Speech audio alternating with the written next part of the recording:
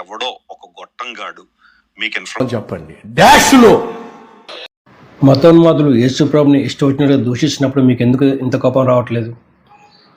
బైబిల్ని కాలుస్తున్నప్పుడు మీకు ఎందుకు ఇంత కోపం రావట్లేదు? చిన్న సంఘాల మీద దాడులు జరుగుతున్నప్పుడు మీకు ఎందుకు ఇంత కోపం రావట్లేదు? చిన్న సేవకుల మీద దాడులు జరుగుతున్నప్పుడు మీకు ఎందుకు ఇంత కోపం రావట్లేదు? కేవలం వ్యక్తిగతంగా మిమ్మల్ని ప్రశ్నించినప్పుడు మాత్రమే మీకు ఎందుకు ఇంత కోపం వస్తుంది?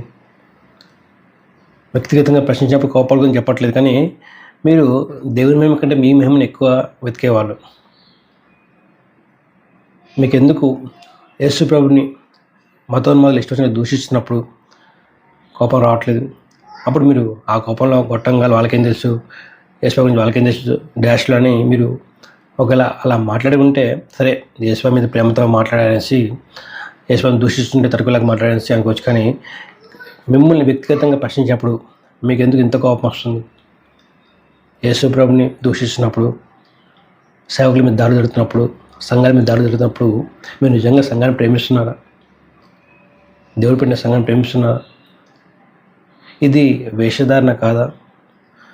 జాన్ వెస్లీ రాజు బోడ అతను చేసిన ఆరోపణలను బట్టి కోపడి ఈజ్ యాంగ్రీ జస్టిఫైడ్ అండి. అలా కోపడం అనేది తప్పనట్లేదు. ఆయన మీద ఆరోపణలు చేసిన కోపడ్డాడు. దాన్ని నేను కూడా ఖండించాను. రాజు బోడ ఆ విధంగా మాట్లాడి ఉండాల్సిందని. కానీ అదే కోపం యేసు ప్రభు గురించి మతోన్మాదులు ఇష్టం వచ్చినట్టుగా దూషిస్తున్నప్పుడు, వచ్చినట్టుగా యేసు మీద ఆరోపణలు చేసినప్పుడు అదే కోపం ఎందుకు రావట్లేదు?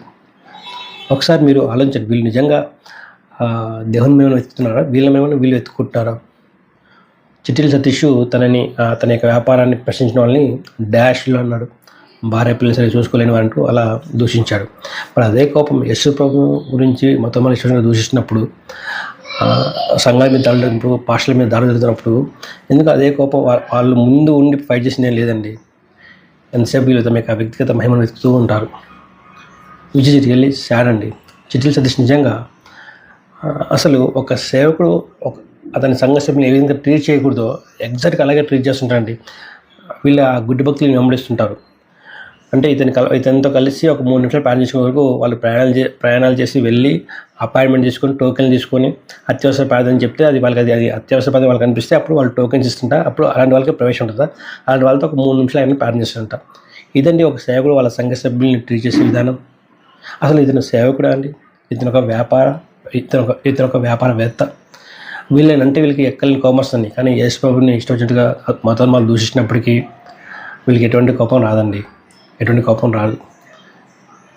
చాలా బాధ అనిపిస్తుంది. ఇలాంటి వాళ్ళని వెంబడించాలని చూస్తుంటే నిజంగా బాధ అనిపిస్తుంటుంది. ముఖ్యంగా ఈ సతీష్ కుమార్ అయితే ఇష్టం వచ్చినట్టు మాట్లాడుతారండి.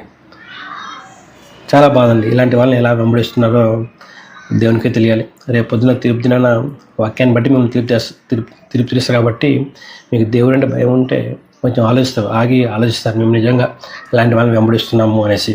కానీ మీకు దేవుడు అంటే భయం లేదు. లేక 100 మందికి టోకెన్ ఇస్తే 5-6 గంటలు పట్టేస్తుంది. కాబట్టి అత్యవసర పరిస్థితి గుండా వెళుతున్న వారికి మాత్రమే ఈ అవకాశం ఉంటుంది.